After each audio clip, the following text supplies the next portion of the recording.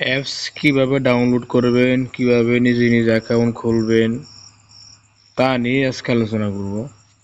আপনাকে Facebook Messenger, WhatsApp, Telegram যে কোনো এক জায়গায় আপনাকে এভাবে অ্যাপসের লিঙ্ক দেওয়া হবে। এই অ্যাপসের লিঙ্ক থেকে আপনি ক্লিক করে চলে যাবেন গুগল প্লে স্টোরে। এভাবে ক্লিক করবেন। ক্লিক করার পর আপনাকে গুগল প্লে স্টোরে নিয়ে যাবে।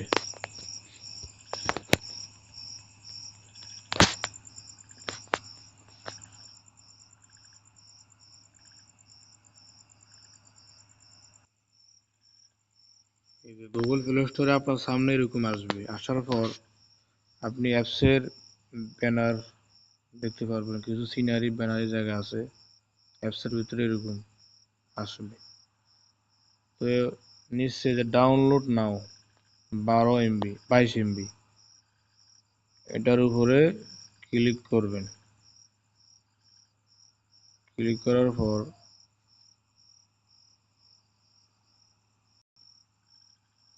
আমারটা ডাউনলোড দেওয়া আছে অ্যাপস, এইভাবে ডাউনলোড হবে।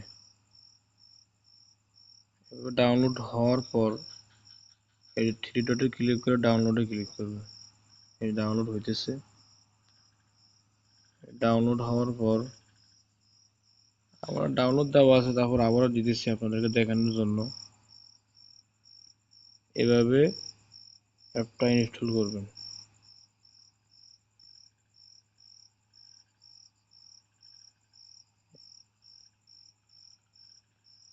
ইনস্টল করার পর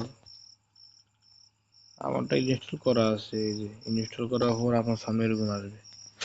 আসার পর আপনি এই যে নিচে CREAT correct ANEW new correct a new ইউটিউবের নিচে এটার উপর ক্লিক করবেন।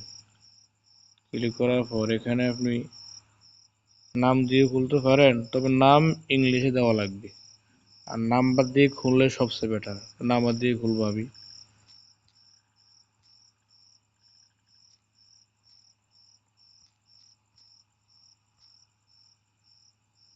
জিরো 9292530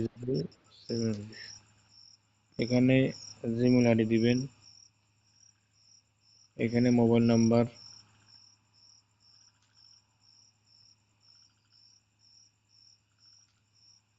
এখানে যেটা দিবেন এটাকে কপি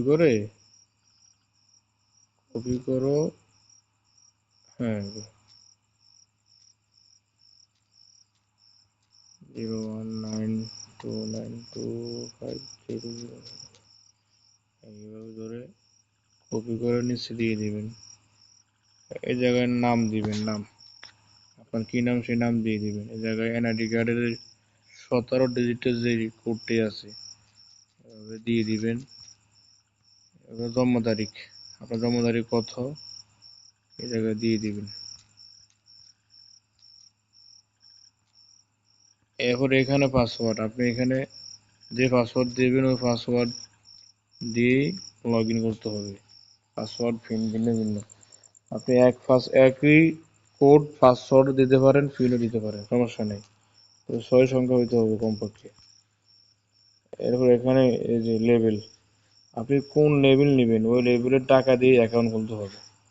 রিটেলার 150 পিডিও আছে, ডিলার 200-300 করে রেট দেওয়া আছে, ডিজিএম হাউস। আপনি যেটা নেবেন ওটার উপরে ক্লিক করে আপনি নেক্সটে ক্লিক করবেন। নেক্সটে ক্লিক করার পরে কিছু সময় লাগবে। যদি এইভাবে অ্যাকাউন্ট তো খুললে তো খুলবি, আর না খুললে আপনি কাস্টমারের সাথে কথা বলবেন, বা যে আপনাকে অ্যাপসের লিঙ্ক দিবে ওই ব্যক্তির সাথে কথা বলে অ্যাকাউন্ট ফি দিয়ে অ্যাকাউন্টটা অ্যাক্টিভ করে নেবেন। আশা করি বুঝতে পারছেন। এখানে নেটওয়ার্কের সমস্যা করতেছে, এজন্য এইভাবে অ্যাকাউন্ট খুলতে হয়।